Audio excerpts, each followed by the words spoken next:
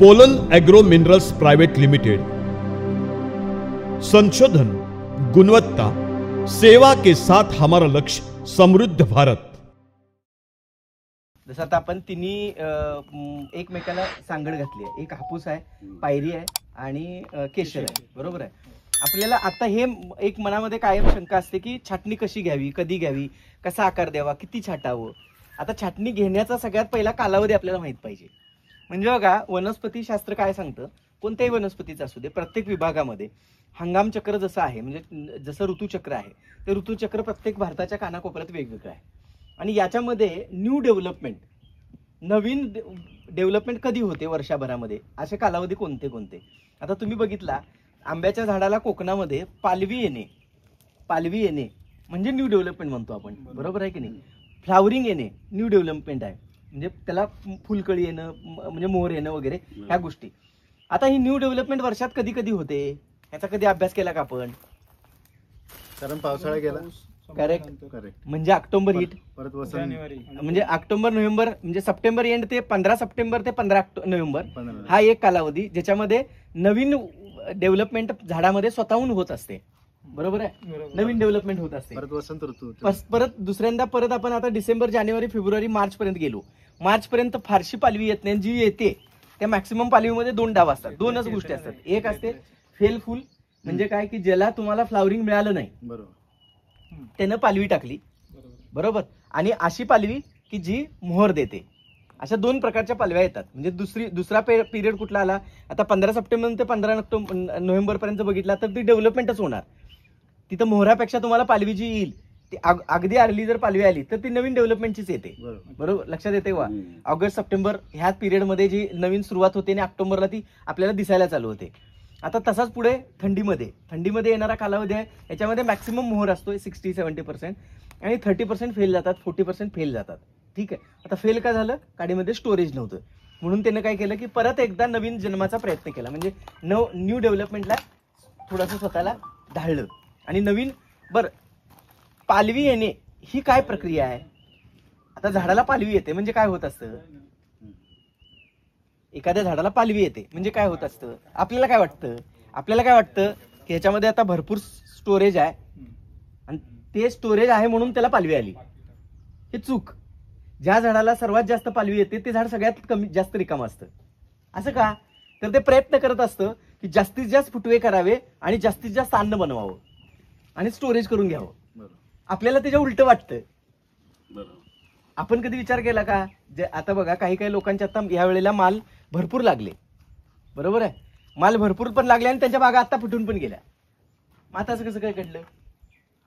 Storage म्हणजे आपण विचार केला का तसा बघा। आणि काही लोकांची बाग अजिबातच ह्या वेळेला माल दिलेली नाही आणि त्याच्यात समाधानकारक आता पालवी नाही आहे, काहीच माल दिलेला नाही। आता त्यानं का माल फुटला, त्यानं का पालवी फुटली नाही?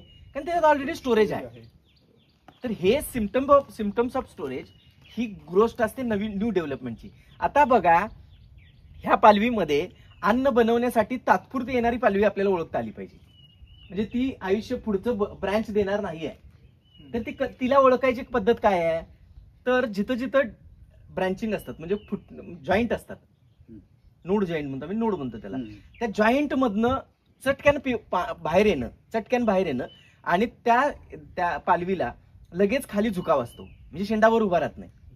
अशी जी पालवी असते ही टेम्पररी सूट म्हणतात, ह्याला काय म्हणतात, टेम्पररी सूट, म्हणजे तात्पुरते आलेले फुटवे।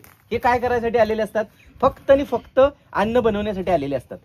ते ना तुम्हाला फळ देणार आहेत, ना ते तुम्हाला फांदी देणार आहेत, ना त्याची फांदी बनणार आहे।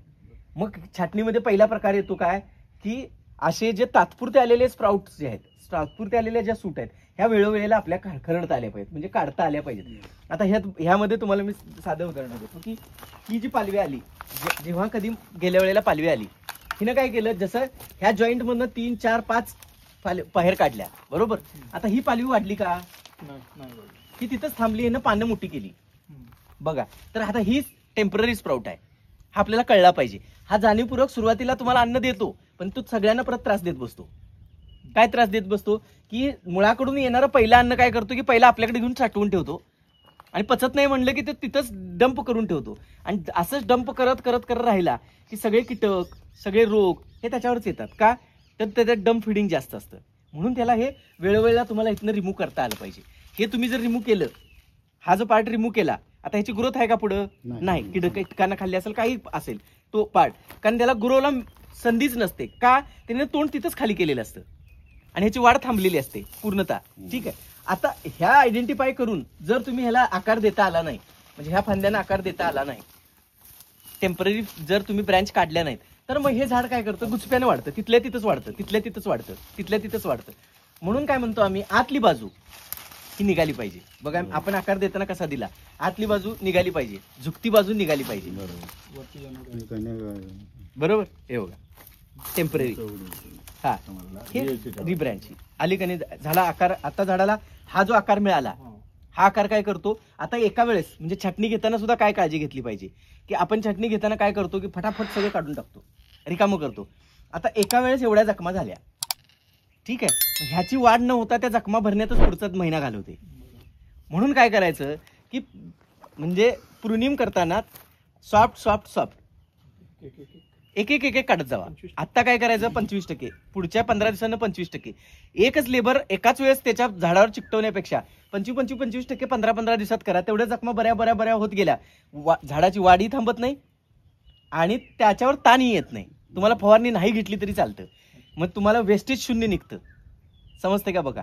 तर आता हे छाटणीचे प्रकार काय केले, ही एक फांदी पहिल्या टप्प्यात काढून घेतल्या, अशा 2 आणि 2 फांद्या दुसऱ्या टप्प्यात काढून घेतल्या, तर झाडावर ताण पण येत नाही आणि जखमाही होत नाहीत. म्हणून आता वेळ कोणती हे पण ठरलं पाहिजे. आता तुम्ही सहज फांदी तोडू शकला. आता फांदीला बघा, आता मी सहज हाताने मोडल्या मोडल्या मोडली, असं का? आणि हीच फांदी तुम्ही सप्टेंबरला मोडून दाखवा मला, नाही मोडत.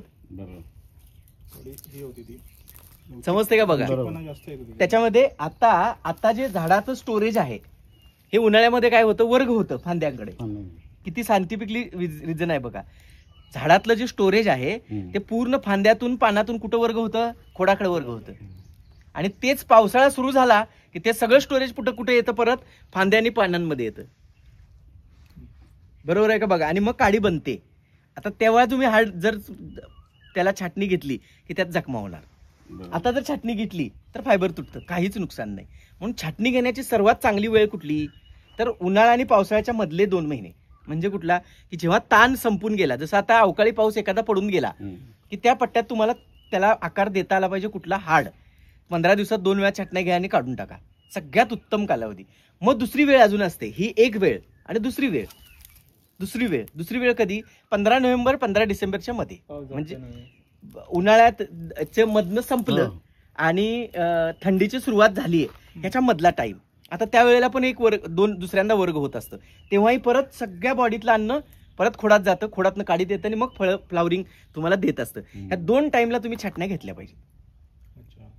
ह्या 2च टाइम. आंबा उतरला त्यानंतर मिळालेले दुसरे 2 महिने आणि त्यानंतर पुढे मोहर येणार आहे, पण त्यातनं मोहर न येणाऱ्या बागा आपल्याला आयडेंटिफाय झाल्या, ज्या फांद्या आयडेंटिफाय झाल्या की ज्या झुकलेल्या आहेत, ज्या कामाच्या नाही आहेत, त्या तिथनं उतरल्या पाहिजेत. ह्या 2 वेळा जर छाटण्या घेतल्या तर आपल्याला कुठलाही त्रास होत नाही. आणि ह्या सायंटिफिकली आहेत, ह्या परफेक्ट आहेत आणि इथं ताण शून्य येतो. उतरल्यानंतर 2 महिन्यानंतर जिथे जिथे आम्ही छाटण्या घेतल्या होत्या ना, म्हणजे आता नाही, मागच्या वर्षी वगैरे, तिथे उत्पादन पण वाढलंय. वाढणारच, कारण आंबा उतरला की आंबा काय करत असतो बघा, म्हणजे आंबाच नाही, कुठलंही झाड जेव्हा त्याच्यावरती फळ बनत असतं म्हणजे मॅच्युअर होत असतं, त्यावेळी ते काय करतं, पाणी कमी करतं शरीरातमध्ये, जमिनीतून पाणी घ्यायचं का प्रमाण कमी करतं. जिथं साठे आहेत ते साठे खोडाकडे आणतं आणि जेवढे साठे पकवतेला लागतात तेवढे साठे कुणाला देतं, फळाला देतं. एकदा का तुम्ही फळ उतरलं की तिथून पुढे एक 20 ते 22 दिवस त्या झाडामध्ये कुठल्याही फांदीला हात लावायचा नाही. का?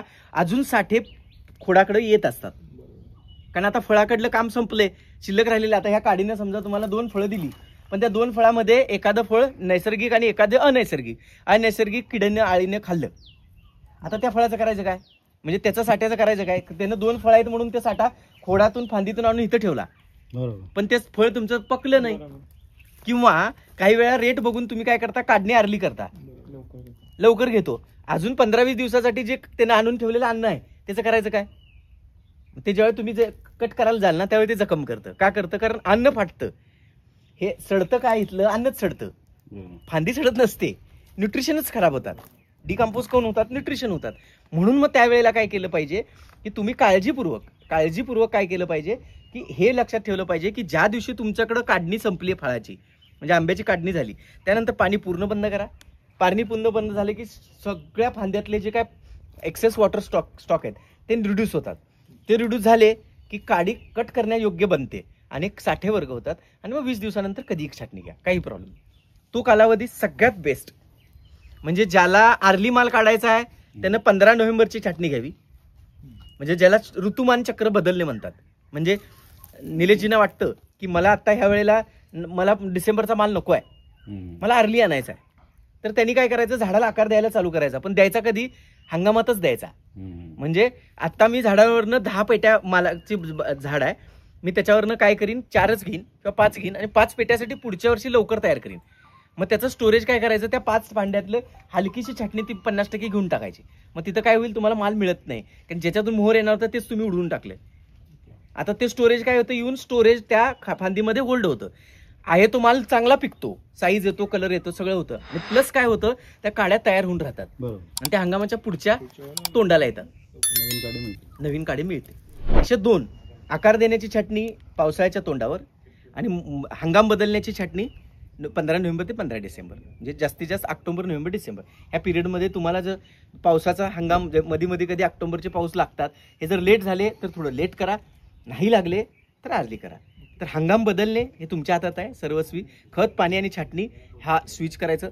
तसंच तुम्हाला आकार देणे आणि ही छाटणी याच्यामध्ये मात्र 6 महिन्याचा फरक मध्ये दोघांमध्ये पाहिजे. नाहीतर ही घेतली नाही काही गडबडीने 4 महिन्यात ती घेतली, म्हणजे समजा काही वेळा पाऊस जर सप्टेंबरला गेला तर ऑक्टोबर एंडला सुद्धा छाटणी केली तरी चालते, काही प्रॉब्लेम नाही. पण एक काळजी नेहमी घ्यायची की पहिली घेतलेली छाटणी आणि दुसरीमध्ये किमान 6 महिन्याचा फरक पाहिजे. हा जर आर्ली आला तर फांद्या सुकायला चालू होतात. असं का, कारण पहिली जखम खोडापर्यंत अजून भरायची असते, त्याच्यासाठी प्लांटनं रिझर्व्ह फीड तयार केलेलं असतं, ते भरण्यासाठी त्याच्या अँटीबॉडीज बनवलेले असतात. आणि दुसऱ्या वेळेला जर तुम्ही त्याच्यापेक्षा खरड मांडली की ते भरायचं का हे भरायचं, हा जर तसाच उर्वरित राहिला तर 2 हंगाम संपल्याशिवाय, म्हणजे एक उन्हाळा पावसाळा उन्हाळा किंवा हिवाळा उन्हाळा हे संपल्याशिवाय तुम्ही त्याला छाटणी परत घ्यायची नाही. मग ते 2 हंगामात दोन्ही त्या जखमा पूर्ण बऱ्या करतं, शरीरातलं रिझर्व्ह स्टोरेज फिल करतं, मग पुढे प्लांटवर त्राण राहत नाही, म्हणजे स्ट्रेस राहत नाही. समजलं? नक्की. अजून छाटणीमध्ये काय काळजी घ्यायला पाहिजे की जसं आता तुम्ही बघा, आपण बघू शकतो, आपण बघितलं तर जमिनीपासून पहिलं ट्रँग्युलर येतं. ट्रँग्युलर म्हणजे त्रिकट येतं, काय म्हणतात, 3 फांद्या, 3 येतात, काही ठिकाणी 2 येतात, काही ठिकाणी 4 पण येतात. अशा काही जिथं जेवढे नोड तयार आहेत, म्हणजे तुम्ही काडी वरची कुठली भरली आहे, ती किती वयाची भरली आहे, कुठल्या स्टेजची भरली आहे, त्याच्यावर ते असतं सगळं काही. म्हणजे ते जर साईडच्या बगल फांद्या असतील तर मॅक्स टू मॅक्स 3च येतात, डोक्यावरचे असेल तर 4 येतात, आणि झुकती फांदी भरलेली असेल, काडी चांगली पेन्सिलची व्यवस्थित न करता असेल तर 1 किंवा 2 येतात. आता हे त्यांनी कुठं जे नर्सरीमध्ये प्लांट ज्यांनी बनवलंय त्यांचा तो घोळ आहे, आता आपला घोळ नाही. कारण काय की बघा, सूर्य संध्याकाळचा जी काडी बघते, ज्याचा डोळा बघतो, त्याच्यामध्ये सगळ्यात जास्त डोळे बनतात. त्यामुळे त्याला फायदा काय होतो, संध्याकाळी सकाळची ऊन ज्याला मिळाले त्या काड्यांना, त्यांच्यामुळे डोळ्यांची निर्मिती होते, त्याला ब्रँच जास्त मिळतात. जिनं शेंड्यावरचं एकच ऊन बघितले डोक्यावरचं आणि तीव्र, तिथं डोळे टिकतच नाहीत, 1 किंवा 2 कसं बसेल, समजतंय बघा. आणि झुकती घेतली आहे तिथं पण 1 किंवा 2, एकच 2 पण लय मुश्किलीने येतात, नाहीतर मग ते रिब्रँचिंग करतं, वर जाताना वरती नवीन पाडीला मग फांदीला मग ते डोळे तयार करतं. समजतंय? तर आता आकार घेताना काय करावं की आता तुम्ही काय केलं, त्याला 3 आल्या, 3च्या 3 ठेवल्या, अशा कधी ठेवायच्या नाहीत. 4 आल्या तर 2 ठेवायच्या, 3 आल्या तरी 2 ठेवायच्या, आणि 2 आल्या तर 2 ठेवायच्या. आता ह्याचा काय फायदा की ज्या वेळेला बघा वाय आकारानं तुम्ही 2 किंवा 3 मध्ये वाढवलं, वर गेल्यानंतर परत त्याला रिब्रँचिंग होतं. तर पहिल्यांदा झाडाला वाय नंतर परत मधल्या फेजमध्ये परत वाय, तर हे वाय असे बनतच राहिले पाहिजेत, तर झाड गोल होतं. मग वादळ, वारं, ऊन, पारा, पाऊस सगळ्याला ते सस्टेन करतं आणि मग खोडावर बॅलन्स जातो.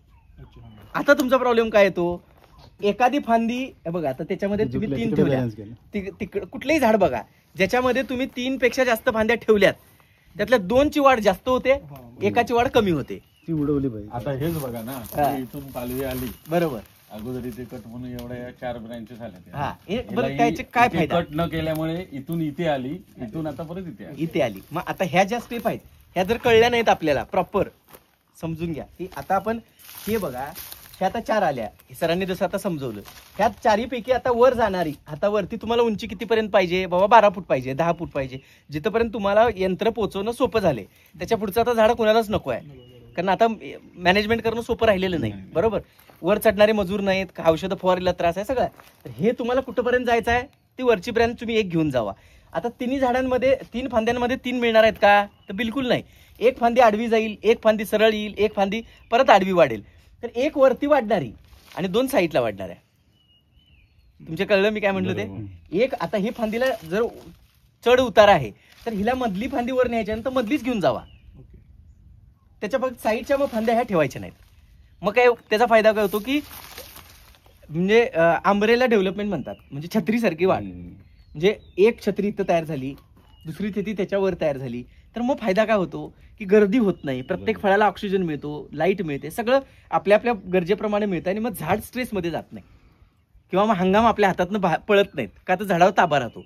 आता तो आपल्याकडे राहत नाही. आणि नेहमी एक लक्षात ठेवावं की आतल्या बाजूला वाढणारी फांदी कधी ठेवू नये. ही जी फांदी आहे ही फांदी कधीही ठेवू नये. ही फांदी का, तर आतल्या बाजूला गर्दी आहे, इकडच्या बाजूला तुम्हाला बेसिक सेन्स आहे. आता हे मी जे काढायला लागलो त्या फांद्या काय कामाच्या आहेत का आतल्या? कारण तिथं तुम्हाला गरजच नाही ना. तिथलं दुपारचं ऊन सकाळचं ऊन खोडापर्यंत जायला पाहिजे ना. जर मधून जर डोकं काढलं नाही आपण, बरोबर नाही डोकं काढलं तर आतल्या फळांना रंग येत नाही. 2 पाने तोडल्यावर ऊन आलं हा, ते खोडापर्यंत जाणार, मग खोडात खोडकीड होत नाही, मग गमोसिस सारखे रोग होत नाहीत, सॉफ्ट स्किन होण्याचा प्रॉब्लेम येत नाही. गमोसिस कसं होतं की लाईट मिळत नाही वर्षभर, अचानक उन्हाळ्यामध्ये लाईट मिळाली, स्किन ओपन व्हायला चालू होते, पावसाळ्यामध्ये पाणी भरतं, सॉफ्ट पडली की तिथे बुरशी चढायला चालू होते. एक जरी पाण्याचा ताण बसला की एक एक फांदी उडवून टाकतात. मग हे का? कारण त्याला लाईटच माहित नाही, मॅच्युरिटी झाली नाही. म्हणून आकार ही गोष्ट खूपच, आणि नुसत्या जर तुम्ही आकारावर काम करायचं म्हटलं ना की बहुवर्ष पिकांमध्ये, तरी त्याचा हिस्सा 28% आहे साहेब. एकूण उत्पन्नाचा सगळ्यात मोठा प्रभाव टाकणारा खत, पाणी व्यवस्था म्हणजे अन्न व्यवस्थापन 34% आणि 28% प्रभाव आहे नुसत्या. 28 म्हणजे बिना खर्चाचा घेऊ, छोटा प्रभाव आहे का? हंगाम बदलता येतो आपल्याला, म्हणजे खता पाण्यानं जे करता येत नाही ते सुद्धा नुसत्या छाटणीवर करता येते. आकार साईज सगळं करता येते, फक्त ते त्याला एक्सपर्टीज पाहिजे तुमच्याकडे. तुम्हाला ते कळलं पाहिजे कुठलं ठेवायचं कुठलं नाही ठेवायचं.